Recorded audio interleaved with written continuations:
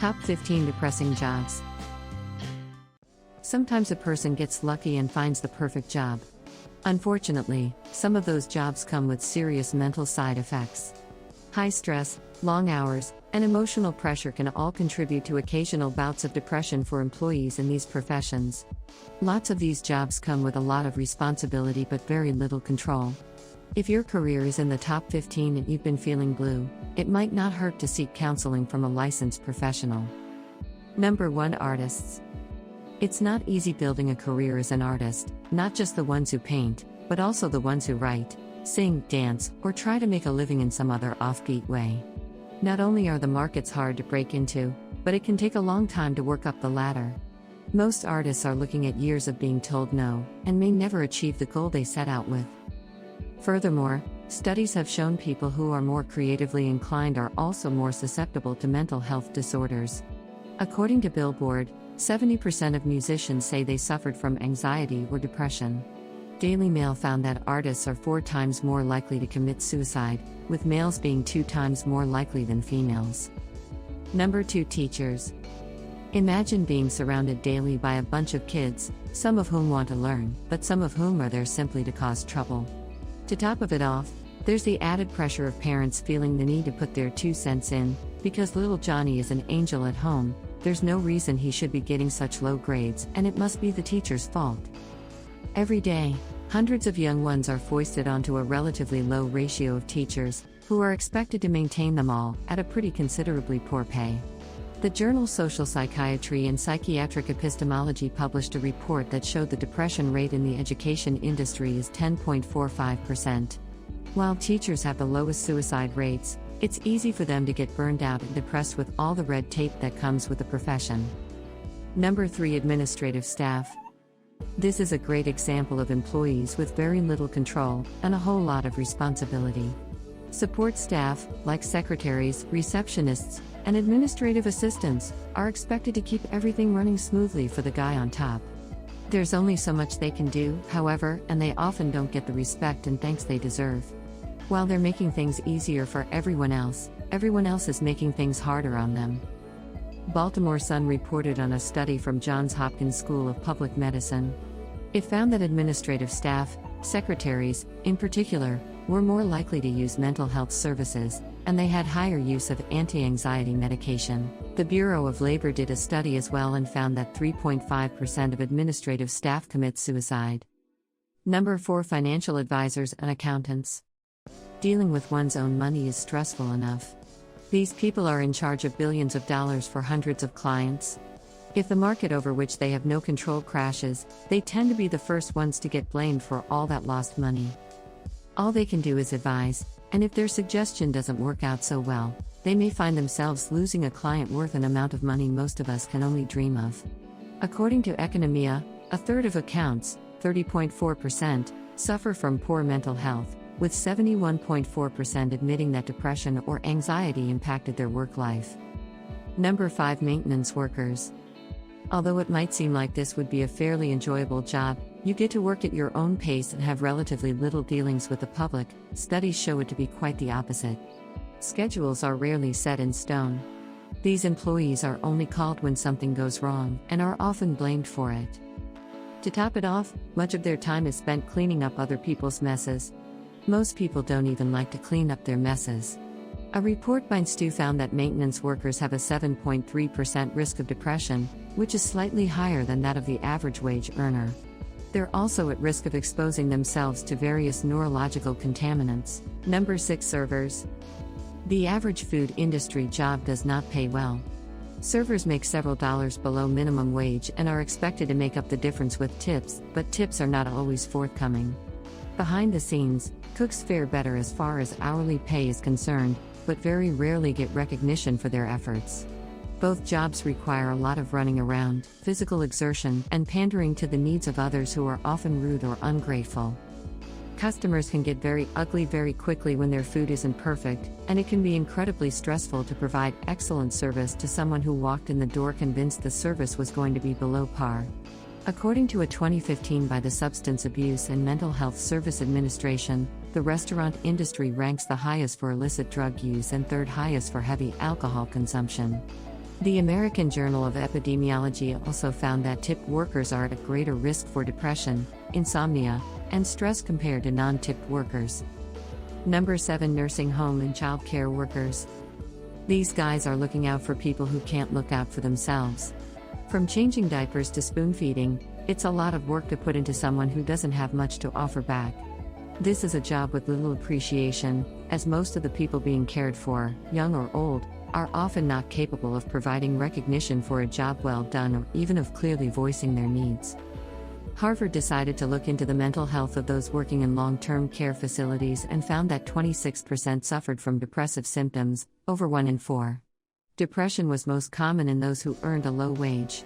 This bumped it up to 41.2%. Childcare workers aren't much different. Health Affairs published that early childcare and education workers report clinical depression 2 to 5 times greater than national averages.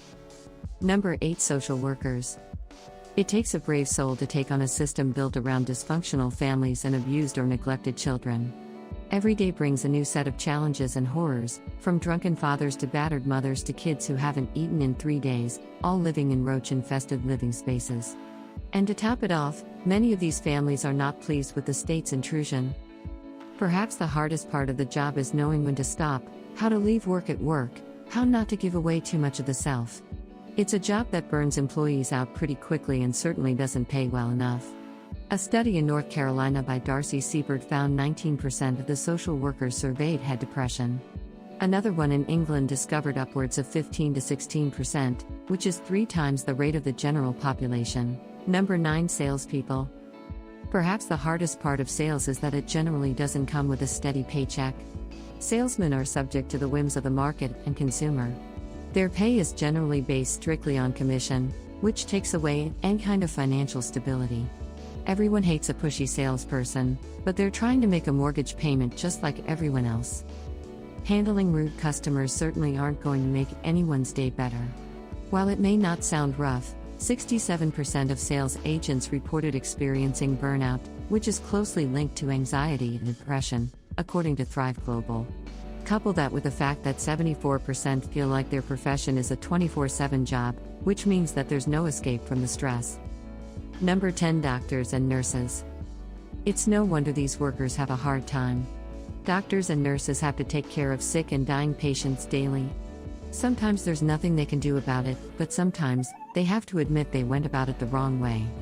Not to mention families who feel like their loved ones could have been treated better can throw quite a fit, whether or not the hurled insults are deserved. Even dentists, which might seem like the least strenuous of the mental health professions, have trouble coping, leading the charts with their suicide rates. According to the American Foundation for Suicide Prevention, male physicians are 1.41 times higher to commit suicide than the general male population. Female physicians are much higher than that at 2.27 times higher. At least 28% of medical professionals also experience a major depressive episode. Number 11. Veterinarians. Taking care of the sick isn't easy, whether it's humans or pets. Like doctors, veterinarians have to take care of dying animals, but they don't get clear answers as they may for people. After all, surgery for a person is common, but major surgery for a pet? Much, much rarer. Some may not have the money, which is understandable, but vets also see those who don't care about their pets. Veterinarians are one of the highest risk professions for unmanaged or untreated mental health conditions. The American Foundation for Suicide Prevention found that vets are 2.5 times more likely to commit suicide compared to the general population. At least 9% had serious psychological distress, 31% had depressive episodes, and a shocking 17% had suicidal thoughts. Number 12. Emergency medical technicians. Being an EMT, you see the worst things. They're the first responders in car accidents, overdoses, and all manner of dangers that would warp the human mind. Unfortunately, these hard workers also don't get paid much. According to the Bureau of Labor Statistics, they get paid 40% less than the average American. Could that be why the suicide rate for EMTs is so high? The Clinical Psychology Review discovered EMTs have a surprising 5.2%, compared to 2.2% for non-EMTs. A study by Samantha Dutton from the University of Phoenix also did study and found that 85% of the first responders surveyed experienced symptoms related to mental health issues. 1/3 of them were also formally diagnosed with depression or PTSD. Number 13. Construction workers. Our society is built on the backs of construction workers. The industry can be extremely dangerous while offering very little pay. Many will tell you that they are extremely underpaid for the backbreaking work they do every single day. A report by the CDC looked at suicide rates for construction workers and discovered that it's 53.5 per 100,000 employees, much higher than the national average. It doesn't get better as you move up the ladder, either. Engineers and architects rose that statistic to 85.5 per 100,000 workers. That's 6 times the national suicide rate. Number 14. Humanitarian workers. Being a humanitarian is one of the most altruistic professions out there, but it isn't an easy job. The work is mentally taxing and requires exposure to direct and secondary traumatization. This can cause the humanitarian to experience PTSD, depression, or even suicidal ideations.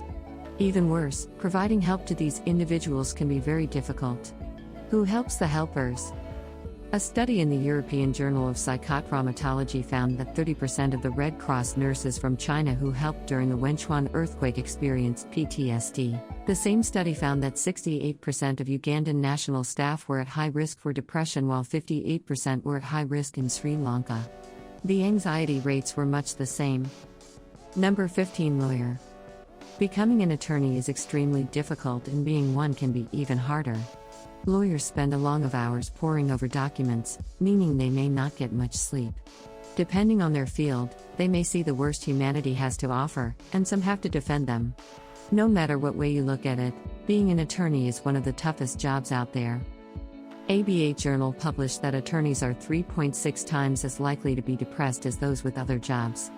In 2016, the American Bar Association and Hazelden Betty Ford Foundation study discovered that 28% of licensed, employed studies suffer from depression, while 19% experience anxiety.